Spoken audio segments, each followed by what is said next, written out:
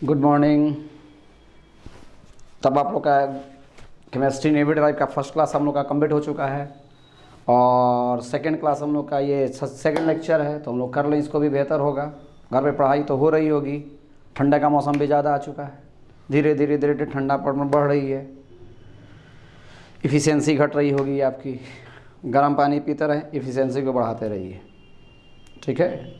नींद ज़्यादा आ जाए तो मम्मी को कह दीजिए, मम्मी जब हम सो जाएं और नींद ना टूटे तो सुबह में थोड़ा सा गर्म पानी लेकर के मुंह पर जैसे छिटक देना, बस हो जाएगी आपकी।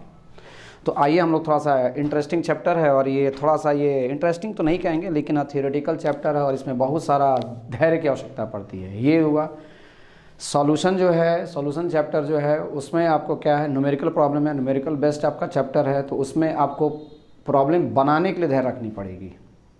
और केमिस्ट्री इन एवरीडे जो लाइफ है, ये केमिस्ट्री इन एवरीडे लाइफ का जो चैप्टर है उसमें धैर्य की आवश्यकता इस पर पड़ेगी, इसमें भी पेशेंस रखना पड़ेगा। मतलब ये थ्योरेटिकल चैप्टर है, इसमें प्रॉब्लम्स ज़्यादा आपका मतलब थ्योरी से केवल ओनली थ्योरेटिकल चैप्टर है ये, लेकिन इंटरेस्टिंग है, नॉलेजेबल है। नॉलेज लेना होगा हम लोगों को, सारे लोगों को, घर के लोगों को बताइए, छोटा भाई हो, बड़ा भाई हो, माँ हो, बहन हो, जो घर में होगा, चलो केमिस्ट्री इन एवरीडे लाइफ पढ़ो मेरे साथ, धीरे धीरे धीरे धीरे आपका भी हो जाएगा।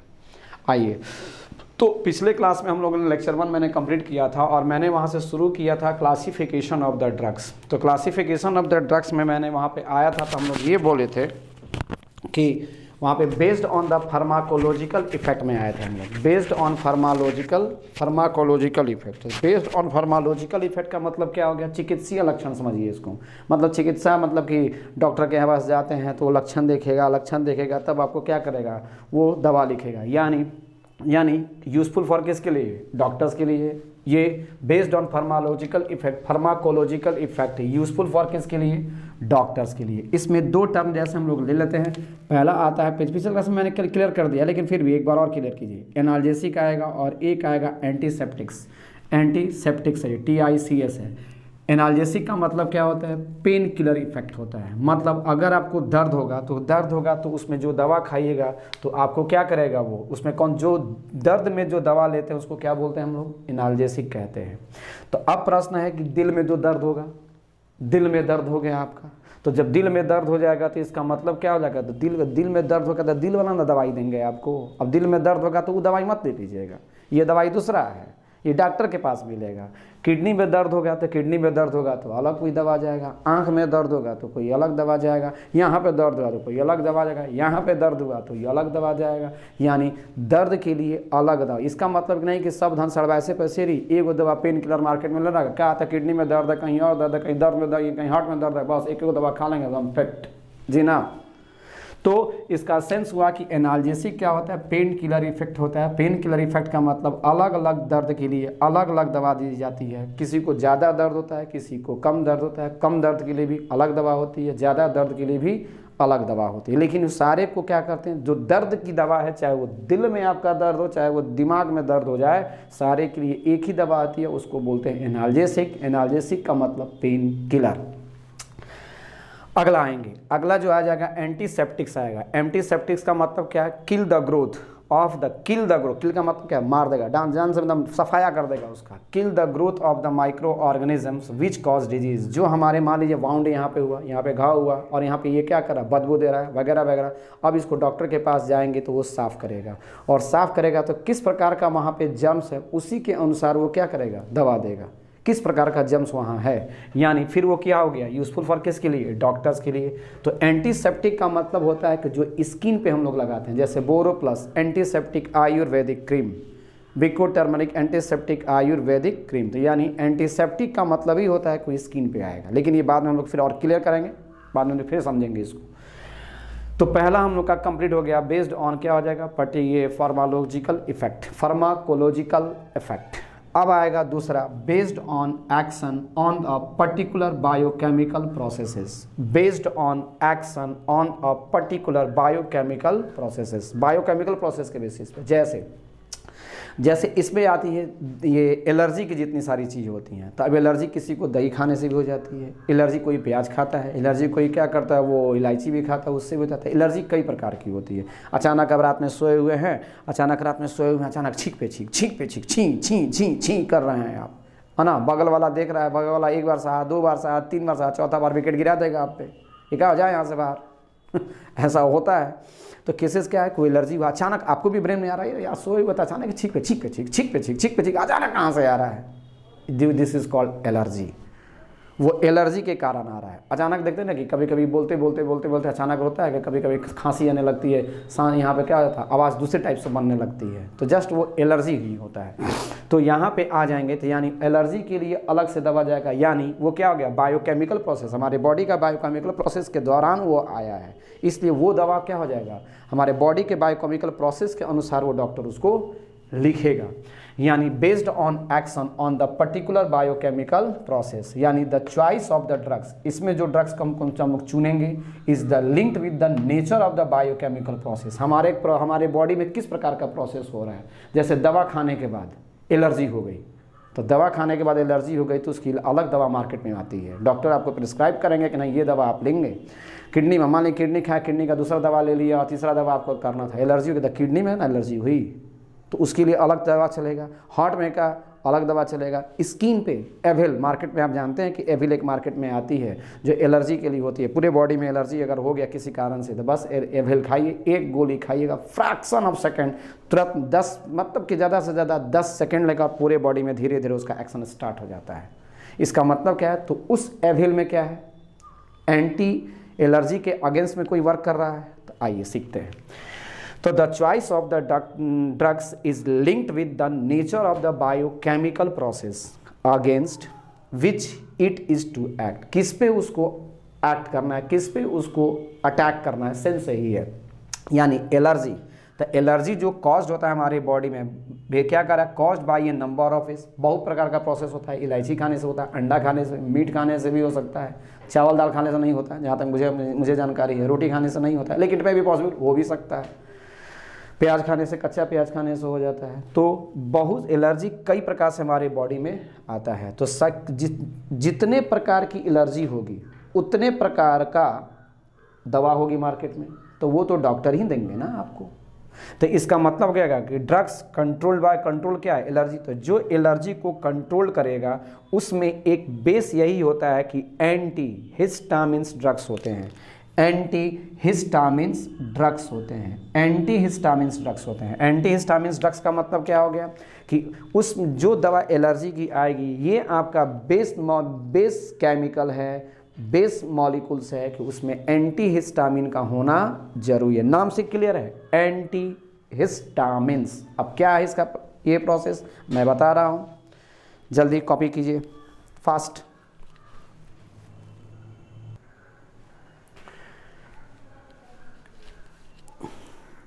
नेक्स्ट आएगा हम लोग का बेस्ड ऑन ये केमिकल स्ट्रक्चर। तो उसमें आया था हम लोग का एक कि एंटी हिस्टामिन्स ड्रग्स। तो एंटी हिस्टामिन्स ड्रग्स का मतलब क्या है, उसमें हिस्टामिन एक प्रोटीन होता है, हिस्टामिन एक प्रोटीन है और वही उसमें क्या रहता है, जैसे ही हमारी बॉडी में एलर्जी आएगा, एलर्जी का मतलब क्या है कि जैसे ही आपने मान ली प्याज खाई वगैरह खाई तो स्वेलिंग हो जाता है, देखते नहीं कहीं कहीं स्वेल होता है, रेडनेस हो जाएगा, स्वेल हो जाएगा, चारों तरफ चकता छटका चारों तरफ हो जाता है। तो उसमें क्या होता है कि हमारे बॉडी के भीतर में जो होता है सेल की ब्लड के द्वारा हमारे बॉडी में हिस्टामिन आती है और हिस्टामिन ही हमारे बॉडी में एलर्जी प्रोड्यूस करता है।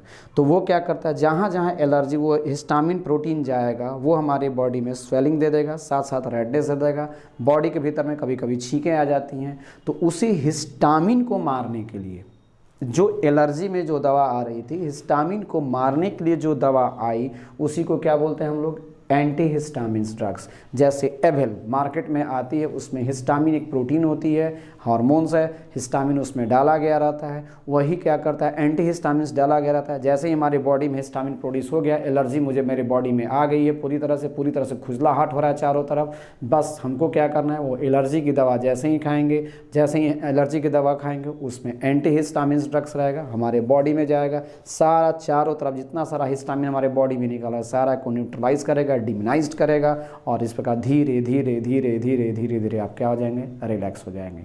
तो इसलिए जैसे ही आपने एंटी हिस्टामिन्स ड्रग्स खाएंगे, जो आप डांस कर रहे थे ऐसे थे चारों तरफ एकदम खुजली बुजली कर रहे थे, सारा थोड़ा आधा घंटे के बाद आप बिल्कुल नॉर्मल हो जाएंगे और आपके घर में बैठ करके कंफर्टेबल होकर के नाश्ता करेंगे।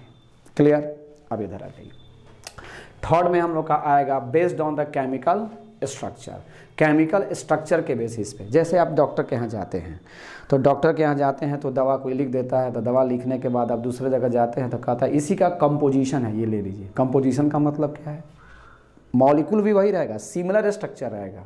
जब सिमिलर स्ट्रक्चर रहेगा तो फंक्शन भी उसका क्या होगा? सेम होगा। लेकिन हम लोग को संतुष्ट नहीं मिलता, नहीं डॉक्टर ने जो कहा है वही हम लोग दवा लेने की कोशिश करते हैं। वैसे उचित भी यही है। तो सिमिलर स्ट्रक्चर अगर रहेगा तो उसका सिमिलर ना फंक्शन होगा। तो based on the chemical structure, तो मैं से मान लीजिए कि सल्फा ड्रग्स इसमें खास कर आते हैं। मान लीजिए बेंजीन हो गया, बेंजीन के ऊपर में NH2 आ गया, बेंजीन के ऊपर में NH2 आ गया, SO2 आ गया, यहाँ पे NH। अब ये R को बदलते जाएंगे, इसमें कभी पायरिडीन लगा देंगे, इसमें डबल 2 वाला एक नाइट्रोजन का पायरिडीन होता है बेंजीन के साथ, और इसमें 2 नाइट्रोजन आ जाएगा। तो इस प्रकार ये मॉलिक्यूल, देखिए ये मॉलिक्यूल तो आप में दोनों में ना सेम है, ये मॉलिक्यूल आप में दोनों में सेम है। देखिए ये मॉलिक्यूल आप में दोनों में सेम है, केवल आपका ये बदला है और ये बदला है। तो इसी को हम लोग बोलते हैं, तो यानी सल्फर कंटेनिंग ड्रग्स हो गया, दिस इज कॉल्ड क्या कहलाएगा? Sulfa drugs. तो सल्फा ड्रग्स में अप्रॉक्सीमेटली सारे का स्ट्रक्चर सेम चलता है। तो तीसरा आएगा हम लोग का based on the chemical structure. तो based on the chemical structure का मतलब क्या है? Expected to have the similar structure. देखिए यहाँ पे इतना इतना इतना तीनों सेम है, लेकिन यहाँ पे केवल वैरी किया है, यानी expected to have the similar structure and also act on the क्या हो जाएगा? सेम टारगेट पे ये अटैक करेगा। मान लीजिए कि स्ट्रक्चर सेम है, तो ऐसा थोड़े है कि घाव यहाँ पे हो गया कि या घाव यहाँ पे हो गया तो जैसे खाए दवा, डॉक्टर ने जो दवा लिखी वो यहाँ पे अटैक मार देगा, जहाँ घाव है वहीं पर अटैक मारेगा। ऐसा थोड़े है कि आँख में घाव हुआ है तो आँख के डॉक्टर के पास गए तो आँख वाला दवा दे दिया और दवा जैसे कि वो किडनी पर अटैक मार देगा, ऐसा तो नहीं होता है। यानी अपने सेम टारगेट पे अटैक करेगा, चाहे वो कंपोजिशन तो सेम है, कंपोजिशन सेम है, तो अटैक भी वो क्या हो जाएगा? सही जगह पे, वही उसी जगह पे करेगा। इसलिए तो उसी जगह पे करेगा, इसका मतलब क्या है? रिसेप्टर, यही ना इसको कैच करे। उस दवा आ रही है हमारे बॉडी के भीतर में गया था, कैच कौन किया? ये, यानी ये मेरा सेम टारगेट है, सेम रिसेप्टर है, इसी पर अटैक करेगा। इस कारण से इसी पर अटैक करेगा, यानी सेम टारगेट सेम रिसेप्टर। यहाँ पर अटैक किया, सेम टारगेट सेम रिसेप्टर, यहाँ पर अटैक किया, सेम टारगेट सेम रिसेप्टर, सारे के लिए सेम टारगेट सेम रिसेप्टर होगा। तो expected to have the similar structure and also act on the same target same receptor इसका होगा। यानी इसमें कौन सा आएगा? तो based on the chemical structure में कौन सा आता है? सल्फर ड्रग्स आएगा। सल्फर ड्रग्स का मतलब क्या हो गया? सल्फर कंटेनिंग ड्रग्स आएगा। तो ये बेंजीन NH2 यहाँ पे आ जाएगा। तो बस इसी को केवल चेंज करना है। तो इसमें 2 मॉलिक्यूल्स आ गए हैं, बस R को आप केवल यहीं तक लिख देंगे। लेकिन एक जानिए, मेडिकल्स में पूछा हुआ ये क्वेश्चन है, तो इसमें सल्फर ड्रग्स का एक नाम पूछा था, तो this is called sulfapyridine. तो ये हो जाएगा सल्फा, यहाँ से यहाँ पूरा सल्फा है, यहाँ से यहाँ पूरा सल्फा है, और आप जानते हैं कि इसको पायरिडीन कहते हैं। ये मॉलिक्यूल क्या कहलाता है? आपका पायरिडीन कहलाता है। तो सल्फा पायरिडीन। तो 3 प्रकार से हम लोग पढ़ लिए। पहला हम लोग पढ़े कौन? Based on the pharmacological effect. दूसरा हम लोग पढ़े क्या? Based on the action of the particular biomolecular processes. और तीसरा हम लोग पढ़े क्या? Based on the chemical structure. Copy कीजिए, नेक्स्ट बता रहा हूँ। नेक्स्ट हम लोग का आ जाएगा based on molecular target. Based on molecular target का मतलब क्या है? कि जैसे आप देखते नहीं हैं कि घर में ये जाते हैं तो डॉक्टर कहता है कि नहीं ये दवा खाने के बाद कुछ खाना है, कहता है ना, खाने के बाद कुछ खाना है। यानी बिस्किट खाइए या चावल खाइए या चाउमीन खाइए या मैगी खाइए, ये नहीं कहता है कि 1 गिलास घी पी लीजिए, कभी ना कहता है। तो यानी मॉलिकुलर टारगेट का मतलब क्या है? कि यानी selection of the drugs on the basis of molecular target, किस मॉलिक्यूल पे वो अटैक करेगा।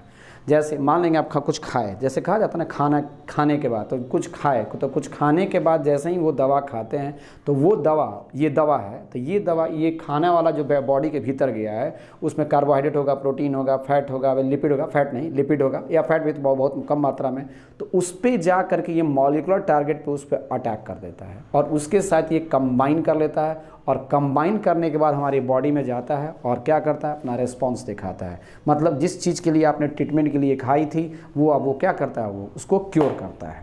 तो इसका मतलब क्या है कि मॉलिकुलर टारगेट के बेसिस पे ये हमारे बॉडी में अटैक करता है। तो मॉलिकुलर टारगेट का मतलब क्या होगा, मॉलिक्यूल्स का टारगेट। मॉलिक्यूल्स कौन कौन से होते हैं हमारी बॉडी में, carbohydrate, protein, fat, lipid and nucleic acids होते हैं, उसी पे ये अटैक करता है। यानी selection of the drugs on the basis of the molecular target. Molecular target का मतलब क्या हो गया, बायोमॉलिक्यूल्स, यानी ड्रग्स टारगेट होता है। ड्रग्स अपना टारगेट बनाता है किस पे, नहीं, ये नहीं कि एक गिलास घी पी लीजिएगा, कहिएगा कि सर दवा खा लेते हैं, दवा खाने के बाद क्या था सर मेरा लूज मोशन सही हो गया, कब ना होगा ज़िंदगी में, कब ना होगा वो, है ना। तो इसलिए जान, क्योंकि एक तो घी पी लिए हैं और घी पीने के बाद क्या तो पस दवा खा रहे हो, कभी ठीक होगा, कभी नहीं होगा, यानी मॉलिकुलर टारगेट तो नहीं है। तो यानी यहाँ पे मॉलिकुलर टारगेट, बायोमॉलिक्यूल्स, यानी मॉलिकुलर टारगेट का मतलब selection of the drugs, selection of the drugs on the basis of, के आधार पर, मॉलिकुलर टारगेट के आधार पर। तो मॉलिकुलर टारगेट कौन है मेरा, बायोमॉलिक्यूल्स, यानी ड्रग्स टारगेट बायोमॉलिक्यूल्स होंगे। तो बायोमॉलिक्यूल्स में कौन कौन आएगा, कार्बोहाइड्रेट आएगा, लिपिड, लिपिड का मतलब फैट होता है, प्रोटीन होता है, और कौन आएगा, न्यूक्लिक एसिड आएगा, ये हो जाएगा। लिपिड बहुत कम मात्रा में आता है। अब आएंगे तो ओल्ड एज में, जैसे आप जाते हैं जब नहीं देखते हैं ओल्ड एज में जब इंसान रहता है तो जाओ यहाँ पे, अब इसी सेंटेंस को ओ जाओ यहाँ पे, वो थोड़ा वक्त लगाते हैं। जितनी देर में आप अभी खा के उठ जाइएगा, आप जब अपने ओल्ड स्टेज में जाइएगा तो उसी खाने में आपका समय ज़्यादा लगेगा। क्यों, हमारे बॉडी के में इंजाइमेटिक एक्टिविटी कम हो जाती है। हमारे बॉडी में जो इंजाइम्स निकल रहा है, जैसे मान लेंगे कि अचानक यहाँ पे आप देख रहे हैं, अचानक यहाँ पे देख रहे हैं, फिल्म देख रहे हैं, फिल्म देखने के बाद अचानक हमारा ढिशुम मारा, तो वहाँ पे अगर बगल में बैठा भाई बंदा बैठा है 14 से लेकर के 20 साल का उम्र का, तो उसको मन में आएगा कि हमको मिल जाता था मार देते ढिशुम, वो भी कहेगा। लेकिन यहाँ पे बूढ़ा बैठा होगा तो कहेगा बेकार में लड़ रहा है सब। क्यों, बॉडी की एक्टिविटी उसकी बदल गई है, उसका सोच बदल गया है। इसलिए सोच बदल गया है कि वहाँ उसके बॉडी में एंजाइमेटिक एक्टिविटी के अनुसार अपना वो क्या कर रहा है, रेस्पॉन्स दिखा रहा है। किसी में देखते हैं ना, किसी के इंसान में बॉडी में बहुत ज़्यादा अमाउंट ऑफ एनर्जी होता है, तो अमाउंट ऑफ एनर्जी तो हमेशा लड़ने के लिए प्रेरित रहेगा। और किसी के में क्या रहता है, बॉडी में उसकी पॉजिटिव एनर्जी निकल रही, बिल्कुल शांत रहेगा, बिल्कुल शांत, वो कंस्ट्रक्टिव वर्क में रहेगा हमेशा। जो बिल्कुल शांत रहेगा वो कंस्ट्रक्टिव वर्क में रहेगा। तो ओल्ड स्टेज में जब जाते हैं हम लोग, ओल्ड एज में जाते हैं, तो हमारे बॉडी की मेटाबॉलिक एक्टिविटी, हमारे बॉडी में एंजाइमेटिक एक्शन, हमारे बॉडी में एंजाइम का सिक्रेशन वेरी लेस हो जाता है, और किसी भी वर्क में हमको करने में हमको ज़्यादा समय लगता है इन कंपैरिजन टू जितने सारे यूथ हैं उसके कंपैरिजन में। क्यों, क्योंकि यूथ में आपका क्या निकलता है, वो एंजाइमेटिक एक्टिविटी ज़्यादा रहता है। इसीलिए तो कहा जाता है नेता तुम ही हो कल के, क्योंकि आप में ऊर्जाएँ भरी पड़ी हैं, एंजाइमेटिक एक्शन ज़्यादा हो रहा है। हम जहाँ पे एक फैट मारेंगे वहाँ पे अब 4 फैट कर करके कहानी निकाल लीजिएगा। खैर, अब ऐसे भी बिहारी में ज़्यादा एनर्जी मिलती है। अब इसमें आ जाएंगे तो ओल्ड स्टेज में जाएंगे, लेकिन हमारे बिहारी में ज़्यादा एनर्जी मिलती है, और उत्तर प्रदेश, बिहार, उड़ीसा में ज़्यादा एनर्जी मिलती है, लेकिन वो डिस्ट्रक्टिव एनर्जी ज़्यादा होती है। डिस्ट्रक्टिव एनर्जी ज़्यादा होती है, लड़ने, मारने, पीटने, धम धड़क्का, मार पीट, एकदम पशु स्थिति में पशु प्रवृत्ति उनमें सबसे ज़्यादा मिलती है। खैर हटाइए। तो ओल्ड स्टेज में अगर हम जाते हैं तो हमारे बॉडी में क्या होती है, बायोलॉजिकल कैटलिस्ट, बायोलॉजिकल एक्टिविटी कम होती है, यानी deficiency of the biological catalyst. हमारे बॉडी में catalyst, biological catalyst, biological activity कम होगा, और इसलिए उसमें क्या जाता है, दिस ड्रग्स कंटेन बायोमॉलिक्यूल्स, यानी ओल्ड स्टेज के लिए दवा अलग होती है। तो ओल्ड स्टेज में जो दवा दी जाती है, तो जो दवा आपको सिंगल दी गई थी खाने के लिए, मान लीजिए लूज मोशन हुआ, सपोज एग्जाम्पल मैं ले रहा हूँ कि लूज मोशन हुआ, तो डॉक्टर ने कहा लीजिए खा लीजिए ठीक हो जाइएगा। बूढ़े जब जाएंगे तो उनके साथ 2 दवा लिख देगा वो। एक दवा क्या है, कार्बोहाइड्रेट होगा, प्रोटीन होगा, फैट होगा, लिपिड होगा, जो उस पर अटैक करेगा, और एक दवा जो होगा लूज मोशन का होगा। आप कहिएगा कि ये डॉक्टर साहब भोले भंडारी हो गए हैं, बताइए, हमको तो ये 1 दवा लिख रहे हैं और इनको हमें यही बीमारी इनको है तो इनको 2 दवा लिख दे रहे हैं। सिम्टम अलग होगा, एंजाइमेटिक एक्शन बॉडी में अलग होगा, तो इसलिए दोनों की दवाएं अलग अलग ही होंगी। तो इसलिए यहाँ पे अगर ओल्ड स्टेज में जब जाएंगे तो deficiency of the biological catalyst, यानी डिफिशियंसी ऑफ बायोलॉजिकल कैटलिस्ट जब हो जाएगा, यानी कार्बोहाइड्रेट, प्रोटीन, फैट और लिपिड की जब डिफिशियंसी हमारी बॉडी में होगा, तो वो ड्रग्स बूढ़े लोगों के लिए the drugs these drugs contain biomolecules. यहाँ बायोमोलिकुल्स का मतलब क्या हो गया, कार्बोहाइड्रेट होगा, प्रोटीन होगा, लिपिड यानी फैट हो जाएगा, उसमें फैट थोड़ा सा रहेगा, ज़्यादा नहीं रहेगा, समझ रहे हैं ना, घी नहीं पीना है। अब इधर आ जाएंगे तो protein which acts as the biological catalyst are known as, क्या कहलाता है, एंजाइम। जो हमारे बॉडी में बायोलॉजिकल कैटलिस्ट दे रहा है, जो बायोलॉजिकल कैटलिस्ट दिखा रहा है, वो क्या कर रहा है, एंजाइम्स हो रहा है। दिस इज कॉल्ड एंजाइम्स, उसको बोलते हैं। एंजाइम्स भी प्रोटीन ही का बना होता है, इसलिए प्रोटीन खाइए, प्रोटीन। सिल्की बाल तो होता है ना, देखते ना वहाँ पे जब आपका जो ऐड देता है उसमें क्या कहता है, प्रोटीन युक्त शैम्पू। प्रोटीन खाइए, प्रोटीन खाइए। क्या प्रोटीन की कमी होगा तो बिल्डिंग ब्लॉक है प्रोटीन, प्रोटीन खाइए। हमारे बॉडी का वायरस, हमारे बॉडी का डिफेंस मैकेनिज्म भी प्रोटीन है, तो प्रोटीन खाइए। तो हे प्रभु, हे महादेवन, हे देवी और देवताओं, आपके थाली में जो रहता है चावल ज़्यादा रहता है, कटोरी में दाल, सब्जी इतनी है ना, मारे दम भर पेट सानते हैं उसको ऐसे ऐसे और खा लेते हैं। तो कार्बोहाइड्रेट ज़्यादा, प्रोटीन कम, जबकि प्रोटीन ही हमारी बॉडी को ज़्यादा चाहिए। अंडा ज़्यादा खाना होगा। अब इतना भी ज़्यादा मत खाइएगा किडनी ना फेलियर हो जाए, ये भी थोड़ा याद रखिएगा थोड़ा। तो रीज़नेबल साइज में एक कटोरी में दाल होनी चाहिए, थोड़ा सा रीज़नेबल अमाउंट में होना चाहिए, है ना। तो आपके में क्या रहता है, थाली में ज़्यादा चावल रहता है, एकदम 1 किलो चावल रहेगा इतना, ना ना ना, प्रोटीन ज़्यादा होना चाहिए, क्योंकि हमारी बॉडी का बिल्डिंग ब्लॉक वही है। तो protein which acts as the biological catalyst, हमारे बॉडी की जितनी सारी डिफेंस मैकेनिज्म में वर्क हो रहा है, जितना सारा वर्क हो रहा है, हमारे सारे मैकेनिज्म, सारा डिफेंस मैकेनिज्म, इम्यून सिस्टम, सारे में आपका कौन ज़्यादा इंपॉर्टेंट होता है, प्रोटीन।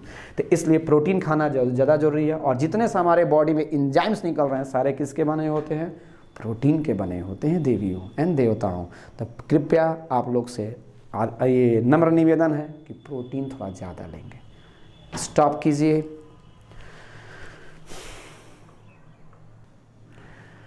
अब आएंगे, इसके बाद से हम लोग का आएगा ड्रग्स टारगेट इंटरेक्शन।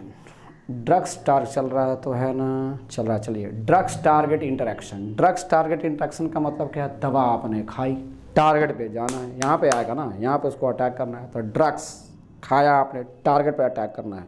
अब ऐसा तो नहीं है मुंह खाए गया पेट में, अटैक करना, यहाँ पे अटैक कर देगा, यहाँ जहाँ पे उसका रिसेप्टर होगा वहीं पे अटैक करेगा। रिसेप्टर जो बना है, जहाँ पे पूरी बॉडी में गया, दवा गई, पेट में गया, पेट के बाद ब्लड में गया, ब्लड में पूरे बॉडी में मूव करेगा, चारों तरफ दौड़ेगा, अपने रिसेप्टर को खोजेगा, किसी खास जगह के लिए बनी हुई थी दवा, आएगा यहाँ पे, देखेगा अरे यही तो मेरा रिसेप्टर है, इसी को तो मुझे अपना मैसेज देना है। वहाँ पे आएगा, दवा यहाँ पे आएगी, यहाँ पे दवा अटैक करेगा और धीरे धीरे घाव को सुखा देगा, वगैरह वगैरह, जितना सारा वाउंड है वगैरह वगैरह सब कुछ क्या हो जाएगा, सूख जाएगा, अंत में आप रिलीफ महसूस करेंगे।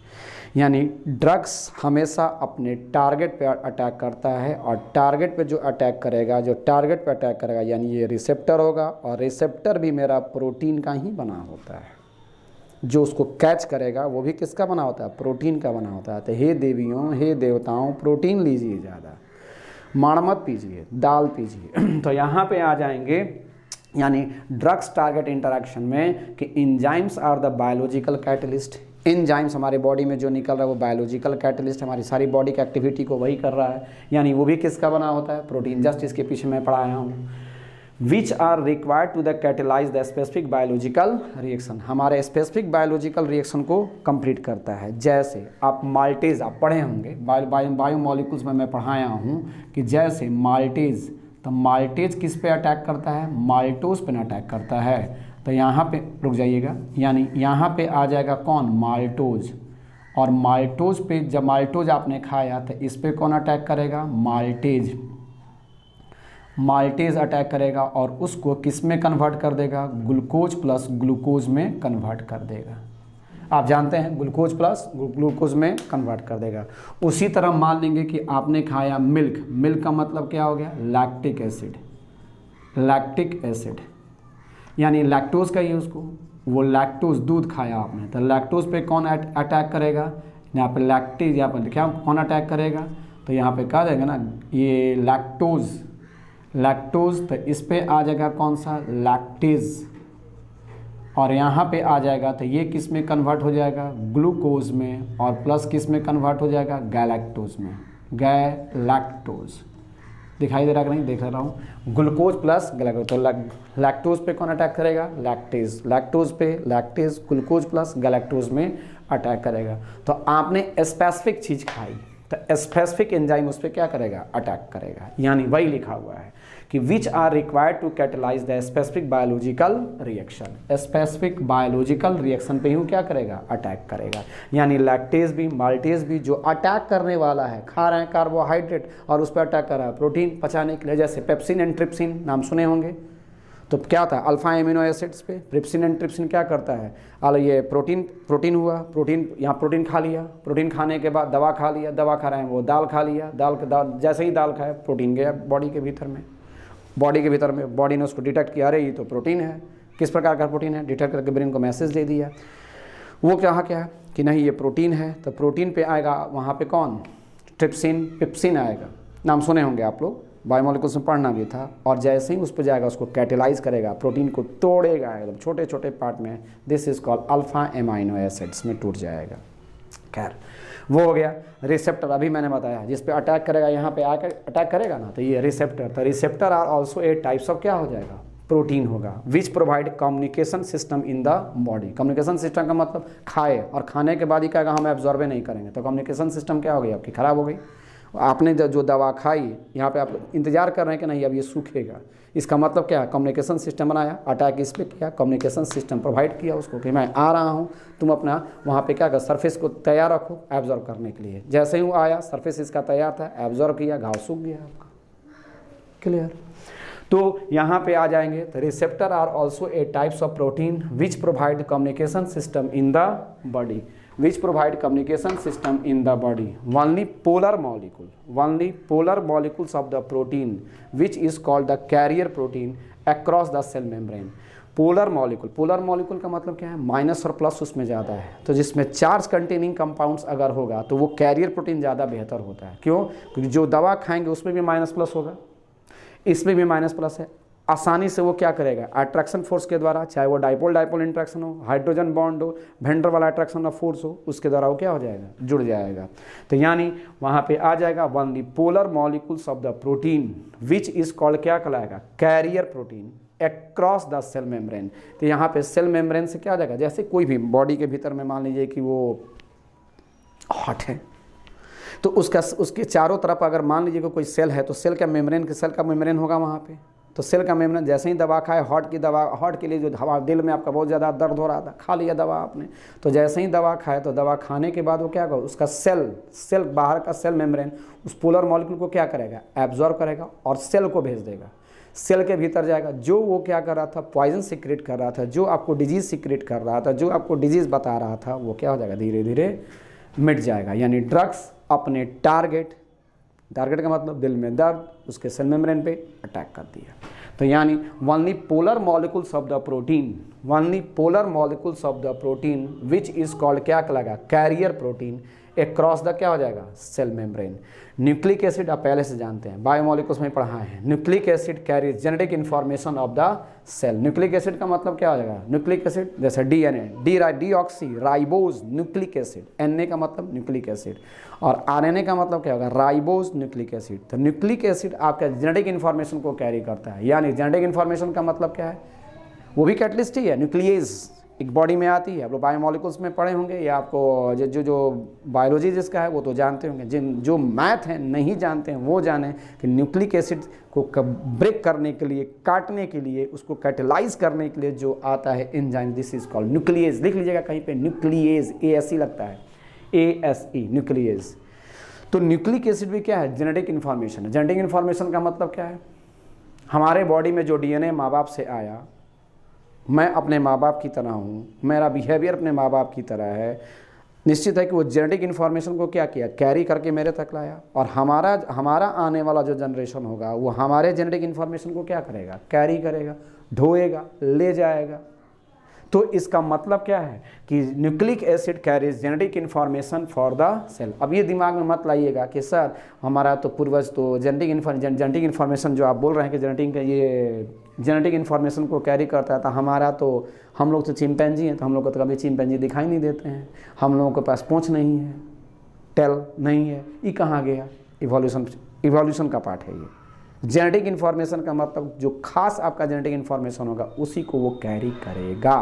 तो यानी nucleic acid carry genetic information for किसके लिए, सेल के लिए जेनेटिक इन्फॉर्मेशन कैरी करता है। मतलब इस सेल गया यहाँ पे, सारे सेल के बॉडी में गया कि देखो ये प्रोटीन बनाना है हमारे बॉडी, इस इंसान को इस प्रोटीन की ज़रूरत है। न्यूक्लिक एसिड जेनेटिक इन्फॉर्मेशन सारे सेल को भेज दिया। जैसे ही सारे सेल के पास जेनेटिक इन्फॉर्मेशन गया, सारा सेल लग गया कि चलो ये प्रोटीन बनाना है। अब उस प्रोटीन के लिए रॉ मटेरियल चाहिए, तो रॉ मटेरियल कहाँ से आएगा, आपके खाना से आएगा। इसीलिए डाइट में जो दवा दी जाएगी उसमें आपका रॉ मटेरियल रहेगा। जैसे ही बॉडी के भीतर जाएगा दवा, अपने टारगेट पे पहुंचा, टारगेट पे यहाँ पे पहुंचा, न्यूक्लिक एसिड उधर से मैसेज दिया कि ये रॉ मटेरियल पहुंच चुका है, खाना के पास मसाला पहुंच चुका है, खाना के बाद चावल दाल पहुंच चुका है, अब तुम अपना क्या करो, खाना को कंप्लीट करो। यानी अब वो जो हमको चाहिए, सेल को जो बनाना है वो अब वो बनाएगा। क्लियर? तो नेक्स्ट वीडियो फिर जाएगा, तब तक आप लोग उसको लिख लीजिए। अगले दिन क्वेश्चन भी करूँगा मैं।